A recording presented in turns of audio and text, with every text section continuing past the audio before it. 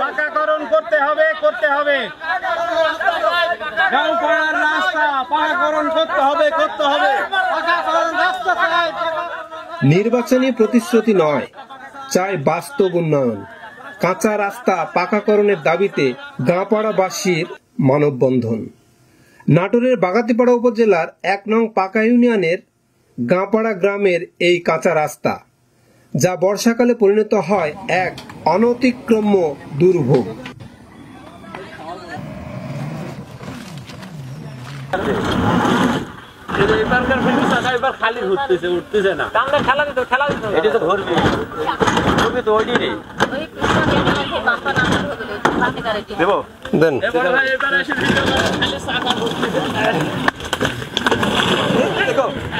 বর্ষায় জলাবদ্ধতায় প্রায় ৪,০০০ মানুষ যোগাযোগ বিচ্ছিন্ন হয়ে পড়ে। এই রাস্তাতে আমরা গাড়ি ঘোড়া চালাতে পারি না, আমাদের কি দুর্দশা। আমাদের দেখার মতো কেউ নাই। প্রত্যেক ইলেকশনের সময় এসে এমপি মন্ত্রীরা এসে প্রতিশ্রুতি দিয়ে যায়, কিন্তু প্রতিশ্রুতি কোনো কাজ করে না।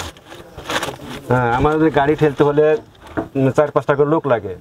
যে রাস্তা তো দেখতে পাচ্ছেন, আমার গাড়ি তার পুড়ে গেছে। আমাদের তো খুব বর্তমান দিনে খুব কষ্টর জন্য মনে করেন যে একটা গাড়ি ঘোড়া কিছু নামতে পারে না। আমি একটা ব্যবসায়িক, এই মাথা করে বোঝানো না, এটা অসম্ভবের ব্যাপার।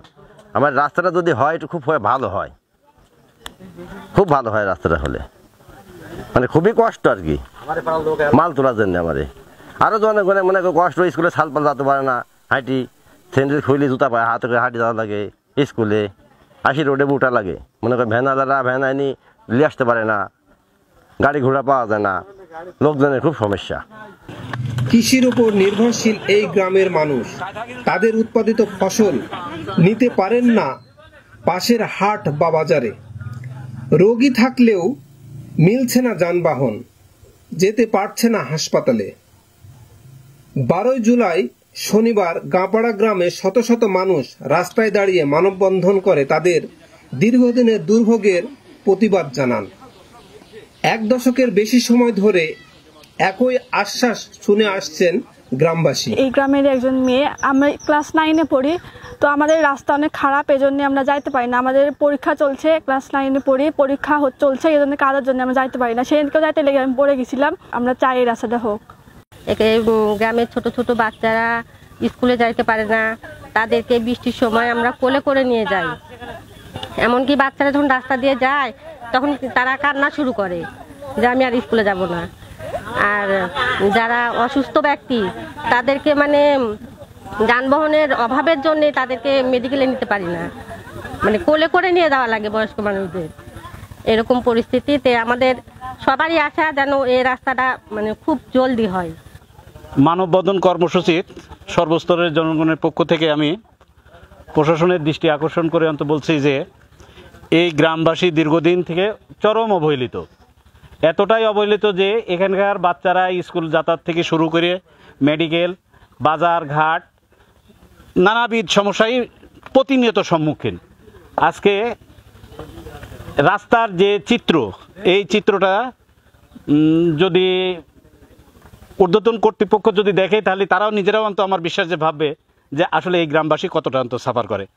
কিন্তু বাস্তবতা হলো এই গ্রামের দুর্ভোগ যেন নির্বাচনীয় প্রতিশ্রুতি খাতায় থেকে গেছে। এখন তারা চান বাস্তব উন্নয়ন, যেন বর্ষায় আর না হয় দুর্ভোগ, আর না হয় হেঁটে কাদামাটি পেরিয়ে বাঁচার লড়াই। আমি মোহাম্মদ আব্দুল সালাম। এখানে আমার মসজিদ, এখানে মাদ্রাসা, স্কুল কলেজে আমার ছোট বাচ্চারা, এই যে বাচ্চারা স্কুলে যেতে পারে না, ভালো রেজাল্ট করতে পারে না, ভালো চাকরি বাকরি পায় না। এখানে ব্যবসা বাণিজ্য, এখানে দীঘা বাজার, আওয়ানি বাজার, লোকমানপুর বাজার, তামালতলা বাজার, কৃষি প্রধান দেশ। কোনো ব্যবসা বাণিজ্য শিক্ষা প্রতিষ্ঠানে আমার ছেলেমেয়েরা যেতে পারে না। একটা অসুস্থ রুগী হইলে এই রুগী এখান থেকে ভ্যানে পারি 10-12 জন ভ্যান ঠেলে রাজশাহী প্রতি বড় মেডিকেল বাগাতিপাড়া যেতে পারে না অসুস্থর কারণে। এখানে নামাজ পড়তে পারে না, 1 ধাপ 2 ধাপ 5 ধাপ পর্যন্ত রাস্তা আমরা যেতে পারি না, মসজিদ উঠতে পারি না। রাস্তাঘাট এমন পরিস্থিতি যে কোনো বড় গাড়ি ঘোড়া দাস যেমন কিচ্ছু আসতে পারে না, ব্যবসা বাণিজ্য বন্ধ। এখানে কৃষি প্রধান দেশ, আমার লোকেরা মানুষের কাজ করে খায়, ভ্যান চালায় খায়, এখন রিক্সা ভ্যান অটো অনেক গাড়ি ঘোড়া যেতে পারে না, একদিন গেলে একদিন বৃষ্টি আসলে 10 দিন গাড়িতে বসে থাকে। তাহলে আমার কৃষি প্রধান দেশ, এই কৃষক শ্রমিকেরা কি করে চলবে? আসসালামু আলাইকুম। আমার এই সরকারের কাছে অনুরোধ যে এই রাস্তাটা অতি দ্রুত আপনি করার চেষ্টা করবেন, আমরা আশাবাদী। আমি মোহাম্মদ শাবিবুর রহমান হিরক। আমি এই প্রত্যন্ত গ্রামের একজন অভাগা বাসিন্দা। আমাদের এই রাস্তাটার যে বর্তমান পরিস্থিতি, হয়তোবা আপনারা রাস্তায় আপনার ডিজিটালাইজড যুগের সুবাদে হয়তোবা দেখতে পাচ্ছেন, কিন্তু আসলে ডিজিটালাইজড বলতে যেটা বোঝায় আমরা টোটালি বঞ্চিত। কেননা আমরা শুনছি অনেক উন্নয়ন হয়েছে বা অনেক এটা আমরাও দেখি, আমরা ঢাকাতে বিভিন্ন মেট্রো রেল, পদ্মা সেতু, যমুনা সেতু, কিন্তু আমাদের এলাকায় একমাত্র অবলম্বন গরুর গাড়ি, মোষের গাড়ি। এখন মানে দুঃখজনক হলেও সত্য, আমাদের এটা মেনে নিতে হচ্ছে। আমার খুব সম্প্রতি এই যে আমার এক ভাইয়ের মেয়েকে ডেলিভারি রাত 8টার সময় আমরা কোলে করে নিয়ে মেন রোড পর্যন্ত অ্যাম্বুলেন্সে উঠাই দিছি। আমাদের শহীদুল ভাই মারা গেছে, তার লাশটা আমরা কাঁধে করে নিয়ে গেছি, অ্যাম্বুলেন্স ঢুকতে পারে না। এর থেকে বড় কষ্ট আর কি থাকতে পারে? আমার নিজের বাইক আছে, আমি 3 মাস বাইক বের করতে পারি না। তো এর থেকে বড় কষ্ট, এর থেকে আমরা মনে হয় যে একটা ট্রমার ভিতরে বাস করি। আমরা এই বাংলাদেশের নাগরিক কিনা, আমরা যখন গ্রামে আসি বা গ্রামে থাকি মনে হচ্ছে টোটাল বাংলাদেশের বাইরে আমরা। AS মিডিয়া ভিশন, নাটোরের বাগাতিপাড়া 1 নং পাকা ইউনিয়ন গাঁওপাড়া থেকে।